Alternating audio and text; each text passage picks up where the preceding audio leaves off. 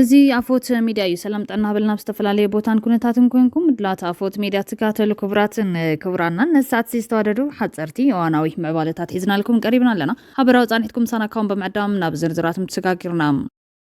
ሰራዊት ትግራይ ሓደሽቲ ድሮናት ከም ዝተረከበ ተሰሚዖም ጀነራል ምግበይ ብወገኑ ዘይገመትናዮ ኣጽዋራት ቴክኖሎጂ ኣጋጢሙ ለክብል ኣፍሊጦም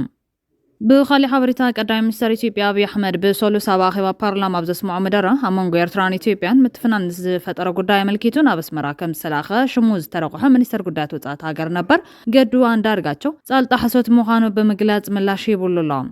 ብልጽግና ምስ ሕወሓት ድርድር ክገብር ንዝቐርበሉ ጠለብ ነጺጎም ፌደራላዊ መንግስቲ ነቲ ብሕብረት ኣፍሪካ ዝቐርበሉ ናይ ድርድር ሕቶ ከም ዘይተቐበሎ ሓደ በዓል ስልጣን ከም ዝገለጹ ዘ ኢኮኖሚስት እዩ ኣፍሊጦም ብኻሊ ሓበሬታ ብርክት ዝበለ ሓይሊ ምክልኻልን ናይ ኩናት መሳርሕታትን ናብ ደባት ትግራይ ገጹ ተጸጊዑ ምህላው ተፈሊጦም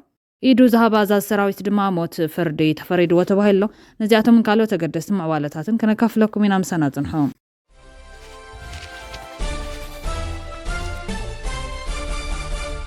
بقدامنت علم لخاو تكال جنزب نتجبرات هجرا بانك إثيوبيا نايفهم علم لخاو تكال جنزب IMF هجرا بانك إثيوبيا بزغرب وانزو صرو سقمتات مستبتاجر زلما قراو دخمتات عداقات تدميرو نمسرح موسان شرفي كم زدنا جوي نايفهم تتكال لابز حلف عرب بزوت أجم جما وزبزب إيكونوميك ريفورم ويد ما قط أولوتي بيرا بانك إثيوبيا كابو جاو عداقات أنا متكل عداقات متحسب زجبرو كل توسم كحملة كسب تكم تعيس رئيس حمشان أستاد $1 بليون شرفوت أينا بانك نجري إثيوبيا كم شت ملكيتهم بمسارة زبزب علم لخاو تكال جنزب زاقوا بزن متكلات نايتي بس تكال زدقف بروجرام كتوا تسجن إثيوبيا زت حسكوينو متعداك شرفوت أي بتوا دار من قدب عداقة مسارة كوسن تلبيهم ولو كا هجروا بانك إثيوبيا نتشرفوت أي بما خلا مع التواجع مشتان تعدقة تشرفينو وتأين حق إني أطلب عداقة مول بمول زن زوار كم زي كونت تكال قليتهم بخالي حوريتا حيلتات كل تفدقة في السودان نابدو كوردوفان نابل على هوسبيتال بزفت زمومت قاعد سبال بونفرتي إسران كل تنسبات تغطيلهم حيلتات كل تفدقة في كل الدو كوردوفان كتما إلكوي كاب زركا هوسبيتال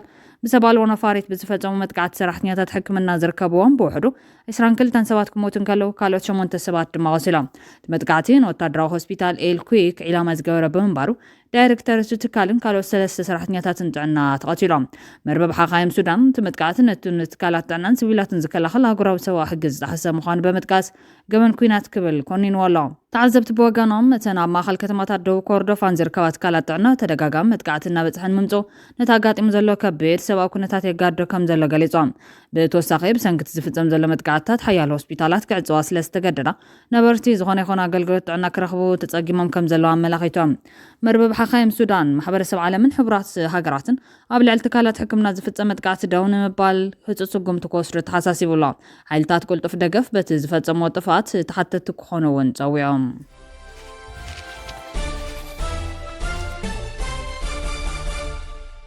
قدام منستر إثيوبيا أبي أحمد بسولس أبا خيبا بارلما بزسمع مدرم أمون غيرتران إثيوبيا متفنان نزفتر قدام الكيتونا بس مراكم استلاخش مسترق منستر قدات وصات هاجر نبر قدوان درجاتشو سألت حسوت مخانب مقلاص ملا شيبو تقدم منستر مس حسوت استباسم مخانب ملخات رما أبو كم زبالة استعدموا ناي حسوت زبالة مسكرنت كم زي ساتفنت كمسكرة زغلت زفلتو حق طرح مخان قاليتهم منستر قدات وصات هاجر نبر كم استصحف زمل كتاب محبرام الرخيتات بغربا محزوتو تزرقي حزل بعل سلسته قط دبدا ببزح الزرارة بخوين يركاو BBC حقنا تتدبدا بين مرقاقات نابت منستر قدات وصات نبر تاقر ملغت تصحيفو تصحف ناتو مخان الرقاقيتهم تمنستر قدات وصات هاجر نبر نتابوان كنات تقراي زنور خونتات منقستي بفلايد ما بعلو تقدام منستر حزبي كالوت كللات بحفشا زنور من رأي زرزيرو نيرتراز تلاخلو قدام الكيتون تمنستر قدات وصات نبر أبزس فرح بريتا ناب إرترا خيدو مس بريزيدنت سياسة فورك كم استرخبا بمتقاس تزتزراربلو قدايقن كم تقدام منستر أبي يزبالو كونتات حزب تقراي تحساسيبو كم زيكون حبيرهم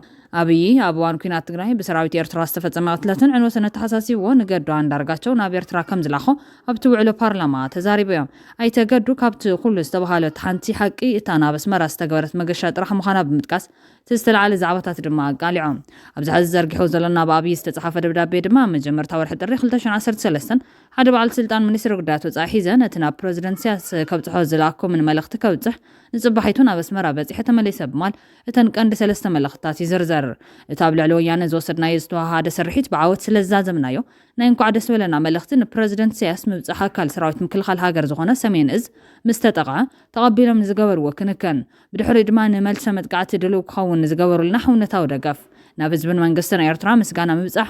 ሓደ ደገፍቶ ወያነ ይኹን ጽቡቕ ዝምድና ኢትዮጵያን ኤርትራን ዘይደልዩ ናይ ገዳም ሓይልታት ብፍላይ ድማ ዓለም ለኻውያን ትካላትን ሚድያን ምስ ጉዳይ ገሰት ሰብኣዊ ምስላት ብዝተተሓዘ ሰፊሕ ወፍሪ ከፊቶምልና ኣለዎም እዚ ድማ ውዒሉ ሓዲሩ ንኹልና ሳዕቤን ከምፀልና ስለዝኽእል ጥንቃቐ ክንገብር ኣለና ዝብል ምንባሩ ኣቐሚጦም እዚ መልእኽቲ ሒዙ ኣብ ቅድሚ ፕረዚደንት ኢሳያስ ዝቐረበ ኣይተገዱ ዝመርሖ ለኽ ካብቲ ፕረዚደንት ኣብ ጉዳይ ገሰት ሰብኣዊ ምስላት ዝምልከት ዝቐርብ ዘሎ ወፍሪ ብወገንና ንታሕትወት መምርሕታት ዘድሊ ጥንቃቐ ንግባር ብዝተረፈ ኣነን ኣብይን ብዝተስማዕማዕናኒ መሰረት ገና ብዙሕ ስራሕ ሕማም ኣለና ዝብል ምላሽ ከም ዝረኸበ ክጠቅስ እንከሎ ብዛዕባ ዝተረፈ ዝበሎ ስራሓት ግን ዝኾነ ኣፍልጦ ከም ዘይብሉ ገሊፆም ብዘይካዚ ንኤርትራ ኣብ ዝነቐለሉ ዝነበረ እዋን ገድቡ ማሕበረሰብ ዓለም ዝሓተና ዘሎ ኢሉ ዝጠቕሶ ንምውፃእ ሰራዊት ኤርትራ ካብ ኢትዮጵያ ዝምልከት ከም ተወሳኺ መልእኽቲ ክማልእ ንኣብይ ሓቲትዎ ከም ዝነበረ ጠቒሱሎም እንተኾነ ግን እቲ ቀዳሚ ሚኒስተር ብዛዕባ እዚ ጉዳይ ፍጹም ክለዓል ከም ዘይብሉ ከም ዘተሓሳስበው ጽሒፎም ኣይተገዱ ኣብ ደብዳቤኡ ነቲ ቀዳሚ ሚኒስተር ኣብይ ኣሕመድ ኣብ ውዕሎ ፓርላሙ ካብ ቀንዲ ኣጀንዳ ዝነበረ ሰራዊት ኤርትራ መልኪቶ ኣብ ዘስፈሮ ትሕዝቶም ኣብ ኩናት ትግራይ ክሳብ ምፍራም ስምምዕ ፕሪቶርያ ወታደራት ክልቲአን ሃገራት ክሳብ ናይ ሓንቲ ሃገር ብዝመስል መልክዑ ከም ዝተዋግኡ ብምጥቃስ ሰራዊት ኤርትራን ኣብ ጎኒ ሰራዊት ምክልኻል ኢትዮጵያን ዝተረፈሉ ስርሒት ዳርጋ የለን ይብል ወሲኹ ድማ ካሊእ ተሪፉ ኣብ ክራማት 2013 ሓይልታት ትግራይ ክልል ኣምሓራ ሰጊሮም ክሳብ ደብረ ታቦር ዝበፅሕሏን ሰራዊት ኤርትራ መፅኡ ከም ዝተዋግአ ኢና ንዝክር ይብል እቲ ኩናት ብሓፈሻ ንምእማን ብዘፀግም ኩነታት ህዝቢ ትግራይ ክዳቐ ዝገበረ ምንባሩ ብምጥቃስ ኣይተገዱ ብኩሎም እቶም ኣብቲ ኩናት ዝተሳተፉ እንኮላይ ሓይልታት ትግራይ ወሲካ ህዝቢ ትግራይ ዝወረዶ ሃስያ ቀዳሚ ሚኒስትር ኣብይ ቅሬታ ክሓትት ትፅቢት ከም ዝነበሩ እውን ኣስፊሮም እዚ ተሪፉ ግን ኣነ ንጹህ እየ ብዝብል ሃቐነት ኩሉ በደል ናብ ሓደ ወገን ከተፀጓዕ ምፍታን ካብ ፖለቲካውን ሞራላውን ተሓታትነት ዘድሕን ከም ዘይኮነ ኣስሚሩ ኣሎ ኣብ ርእሲ እዚ ኣይተገዱ ሓቂ ንምዝራብ ኣብቲ ኩናት ህዝቢ ትግራይ ወገን ኢሉ ኣብ ጎኑ ዝቆመ ህዝቢ ይኹን መንግስቲ ይነበረን ብማል በቲ ዝተፈጠረ ኩነታት ሕማቕ ከም ዝስምዖ ኣስፊሩ ኣሎ ነቲ ኣብ ልዕሊ ህዝቢ ትግራይ ዝወረደ በደል ኣመልኪቱ ኣብ ዘስፈሮ ትሕዝቶ ደብዳቤኡ ኣይተገዱ በቲ ኣብ ልዕሊ ሰሜን እዚ ዝተገበረ መጥቃዕትን ዝሰዓበ ኩነታትን ሃንደበት ኮይንዎ ብዘይረዳኢ ተነፂሉ ኣብ ዝነበረሉ ኩነታት ብምጥቃስ ድሕሪ 3 ሰሙን ናይ ትውግእ ምስ ምትሓዝ ከተማ መቐለ ምስ ኣብይ ዝነበረ ዝረርብ ጠቒሱሎም ኣብቲ ንምትሓዝ እታ ከተማ ንምፅምባል መልኪቱ ድሕሪ ዝገበርዎ ናይ በይኖም ርክብ ንኣጥማምታት ቀዳማይ ሚኒስተር ኣብ ልዕሊ ዝወረደ በደል ተሓሳሲቡኒ ናብ ኤርትራ ልኡኽ ሰዲደ ዝብሎ ህዝቢ ትግራይ ዝንፀር ዝበሉ ዘረባ ኣቐሚጡሎም ሽዑ ኣብ ዝተገበረ ኣኼባ ስርዓት ኣልቦነት ከይሰፍን ሰራዊት ብዓወት ሰኺሩ ናብ ሕነ ምፍታይ ከይኣቱ ሲቪላዊ ምሕዳር ብቕልጡፍ ክቐውም ህዝቢ በደል ዝወርዶ እንተኮይኑ ሕወሓት ክናፈቕን እዚ ድማ ንዕኦም ክሓይልን ዝብሉን ካልኦት ነጥብታትን ዝተለዓሉ ርክብ ኣኼባ ድሕሪ ምዛሙ ክልቲኦም ኣብ በይኖም ኣብ ዝገበርዎ ርከብ ኣብይ ኣሕመድ ሰጋሩ ድሕሪ ደጊም ካብ ዝወረዶም ስዕረት ሓይሎም ክትንስዮም ኢልካ ይትሕሰብ ከም ዘይትንስኦ ጌርና ሰባቢርናዮ ኢና ብዙሕ ሰብ ህዝቢ ትግራይ ይብለን እዩ ህዝቢ ትግራይ ካብ መን ይበልፅ ከም ዘይትንስእ ጌርና ኣዳቂቕናዮ ኢና ብሕዚ ድማ ብዝኸፍአ ክነዳቕቆ ኢና ስዕረት ከቢድ ስለ ዝኾነ ድሕሪ ሕዚ እቲ ንፈልጦ ህዝቢ ትግራይ ተመሊሱ ኣይክመፀን እዩ ንዝበሎ ብምስፋር እቲ ብዛዕባ ህዝቢ ትግራይ ዘለኩም ኣመለኻኽታ እዚኡ ክብል ናብ ቀዳማይ ሚኒስትር ኣብይ መልእኽቲ ኣስፊሩሎም ነዚ ደብዳቤ ዝምልከት ክሳብ ሕዚ ካብ ቀዳማይ ሚኒስትር ዝተዋሃበ ምላሽ የለን ኣይተገዱ አንዳርጋቸው ቀዲሞ ፕረዚደንት ክልል ኣምሓራ ዝነበረ ኮይኑ ድሓር ሚኒስትር ጉዳያት ወፃኢን ኣማኻሪ ቀዳማይ ሚኒስትር ኣብ ጉዳይ ሃገራዊ ድሕነት ኣባል ባይቶ ወከልቲ ህዝብን ኮይኑ ኣገልግል እዩ ሓደ ግዜ ኣብ ባይቶ መንግስቲ ፀገማት ፖለቲካዊ ፍትሕ ኣብ ክንዲ ምምፃእ ባዕሉ ፖለቲካዊ ፀገም ይፈጥርን ብወታደራዊ ሓይል ድማ ክፈትሕ ይፍትንን ኣሎ ክብል ነቲ ቀዳማይ ሚኒስተር በዲህዎ ነይሩ እዮም እቲ ኣብ ፈለማ ሓዳር 2020 ዝተወልዐ ኩናት ትግራይ ኣብ ትኽልል ሞት ሰፊሕ ምምዝባል ስደትን ምግሃዝ ሰብኣዊ ምስላትን ከም ዘስዓበ እውን ይፍለጥ ኣብ መወዳእታ 2022 ክልተ ካብቶም ቀንዲ ተዋጋእቲ ሓይልታት ፌደራላዊ መንግስቲ ኢትዮጵያን ቀንዲ ፖለቲካዊ ውድብ ናይ ትኽልል ዝኾነ ህዝባዊ ወያነ ሓርነት ትግራይ ሕወሓትን ስምዕ ሰላም ምስ ፈረሙ ተኹስ ደው ኢሎም ተኾነ ግን ነቲ ህይወት ኣማይ ተሽሓት ሰባት ዝቐዘፈ ኩናት ደው ዘበለ ውዕል ፕሪቶርያ ምስ ተፈረመ ነዊሕን ከይፀንሐ መራሕቲ ሕወሓት ኣብ ክልተ ተማኢሎም ነንሕድሕዶም ክካሰሱ ፀኒሖም ኣለዉ ተወጥሪ ኩናት ድማ ገና ኣይሓደን ዘሎ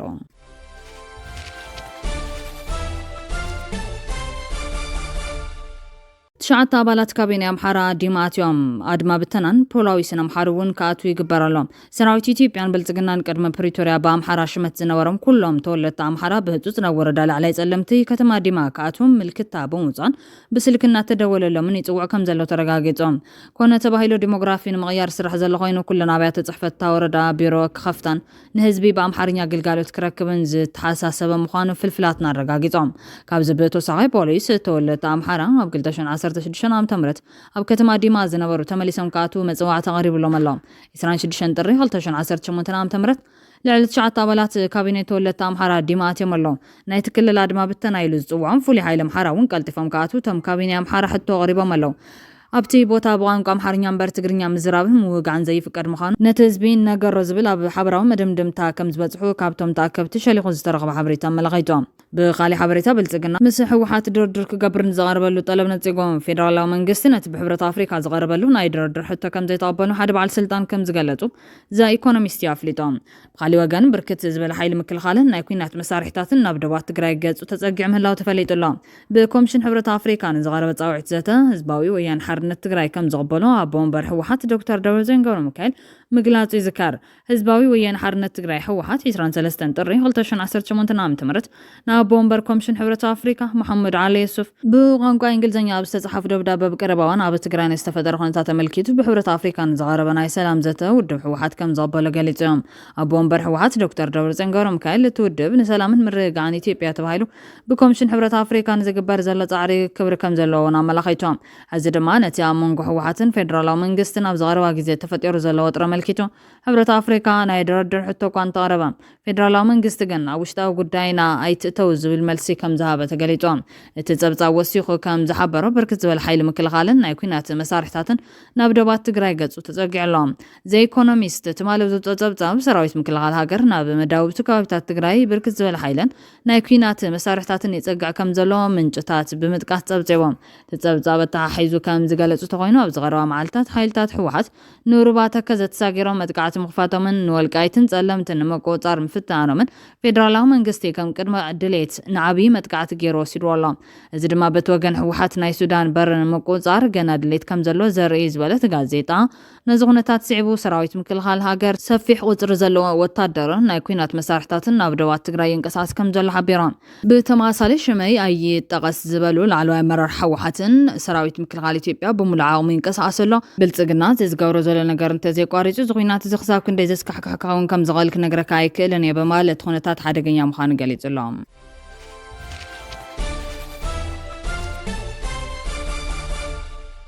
ኢዱ ዝሃባ ኣዛዝ ሰራዊት ሞት ፍርዲ ተፈሪድዎ ተባሂሎም ቃልሲ ፋኖ ብህወሓትን ሻዕብያን ተጨዊኡ ብማል ካብቲ ቃልሲ ወፂን መንግስቲ ኢዱ ዝሃበ ኮርኔል ፋንታውን ሞሃባ ድሕሪ ናይ ፕሮፓጋንዳ መሳርሒ ኮይኑ መፅንሑ ሕዚ ናይ ሞት ፍርዲ ተበይኑሉ ይበሃል ኣሎ። እዚ ብቤት ፍርዲ ዝተመሓላለፈ ውሳነ ነቲ መንግስቲ ኣሚኑ ኢዱ ንዝሃበ ሰብ ከምዚ ዓይነት ውፅኢት ዶ ይፅበዮ ዝብል ተሪር ወቀሳ ኣብ ማሕበራዊ ሚድያታትን ፖለቲካዊ መድረኻትን ኣላዒሉ ይርከብ። ኮርኔል ፋንታውን ሞሃባ ኣብ ዝተፈላለዩ ናይ መንግስቲ ሚድያታት ቀሪቡ ቃልሲ ፋኖ ናይ ደገ ሓይልታት ድሌት ምላ ዝዓለመ እዩ ብማል ንመንግስቲ ክጣበቕን ነቲ ቃልሲ ክወቅስን ፀንሐ ኮይኖም ሕዚ ግን እቲ ዝኣመነ መንግስቲ ናይ ሞት ፍርዲ ብምፍራድ ተጠቒሙ ከም ዝደርበ ይንገር ኣሎ። እዚ ፍጻመ እዚ ንመንግስቲ ኢድካ ምሃብን ብቓላት ሰበስልጣን ምትላልን ታሪኻዊ ውርደትን ክድዓትን ከም ዘስዕብ ዘርኢ መርትዖ ኮይኑ ይውሰድ ኣሎ። እቲ ምስ ኣጥፋት ሓይሊ ብምዃን ናይ ህዝቢ ሕቶ ክምለሰ ይኽእል እናበለ ዝምድር ዝነበረ ወታደራዊ ኣዛዚ ኣብ መወዳእታ በቲ ዝተኸላኸለሉ ስርዓት ናብ ሞት ክሰጋገር ምሳኑ ኣብ ፖለቲካ ኢትዮጵያ ዘሎ ዘየተኣማምን ኩነታትን ናይ ጥልመት መንገድን ዘቃልዕ ፍጻመ ኮይኑ ይርከብ። ስጉምቲ እዚ ብፍላይ ነቶም ብመንግስቲ ተታሊሎም ኢዶም ክውን ዝሓስቡ ሰባት ከም ዓብዪ መጠንቀቕታ ኮይኑ የገልግለሎ እናተባሃለ ይዝረበሉ እዩ ዘሎ። ሕዚ ፋኖን ደገፍቲ ፋኖን እሰይ እናበሉ ርእቶም እንተው ገሊኦም ድማ ብስሩ እውን ንባንዳ ይንእሶ እዩ ብማል እንተዘሉ ትሕቲ ሞት ካሊእ ክምነ ኢሉ ዒሎም። ብኻሊእ ሓበሬታ ድማ ሰራዊት ትግራይ ሓደሽቲ ድሮናት ከም ዝተረከበ እናተሰምዐ እዩ። ትግራይ ልዕሊ ናይ ኤርትራ ድሮናት 10 ዕፅፊ ብሓገዝ ከም ዝተረከበት እሙናት ምንጭታት ኣረጋጊጾም። ትግራይ ብናይ ቀይሕ ባሕሪ ኣሰላልፋ ምድራውያን ማያውን ኣሰላልፋ ማይ ኣባይን መሰረት ዝገበረ ልዕሊ ናይ ኤርትራ ድሮናት 10 ዕፅፊ ብሓገዝ ከም ዝተረከበት እሙናት ምንጭታት ኣረጋጊጾም። ከም ሓበሬታቶም ምንጭታት ካብቶም ናይ ትግራይ ስትራቴጂካዊ ኣመራርሓ ኣባላት ሓደ ኣብ ምስሳይ ስሉጥ ቴክኖሎጂ ተዋፊሩ ከም ዘሎን ካብ ሕሉፍ ጌጋታት መኸተብ ምምሃር ትግራይ ወናኒት ተኸላኸልትን መዕነውትን ቴክኖሎጂታት ትኸውን ከም ዘላ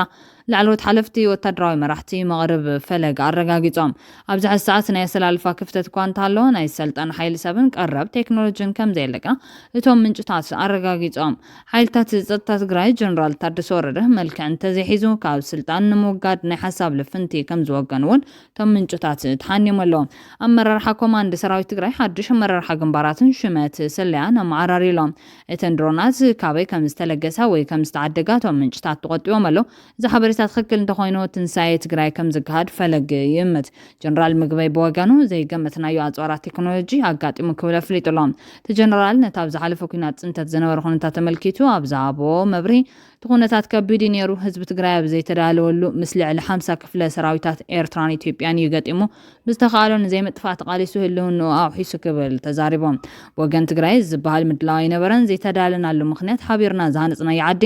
ብደረጃ ክትጭክን ያይልና ስለዚ ሓሰብና ይዝበለ ጀነራል ምግበይ ሃይለ ኣብ ልዕሊኡ ድማ ኣብ ዝዓዲ ተራዮም ዘይፈልጡ ዘመናዊ ቴክኖሎጂ ኩናት ኣብ ኩናት ጽንተት ትግራይ ኣብ ተግባር ውዒሎም እዮም ኢሎም ኣብ ትዋን ከጋጥም ንዝኽእል ሓደጋ ብደረጃ ኣሚቱ ስትራቴጂካዊ ኣንፈት ክሕንጽጽ ዶ ነይርዎ ዝብል ክረአ ዝግባኦን ንቐጻሊ እውን ክንሓስበሉ ዘለናን ዝብለ ጀነራል ምግበይ ሃይለ ብሓፈሻ እንትራግን መንግስቲ ኢትዮጵያ ኣብ ኩናት ትግራይ ዝተጠቐሙ ኣጽዋራትን ኣጋር ሰራዊት ጎረባብቲ ሃገራትን ንዓና ሃንደበት ይኮይንና ክብል ኣመላኺቱ እዮም ክብራንን ቤተሰብ ኣፎት ሚዲያ ነሳዓት ዝተዋደዱ ሓጸርቲ ህዋናዊ ዜናታት ተቕሪብና ከንቢትና ስለተከታተሉና ነመስገን ላይክ ሼር ሰብስክራይብ ምግባር ቤተሰብ ኣፎት ሚዲያ ኹኑ ሰሰናይን ምንም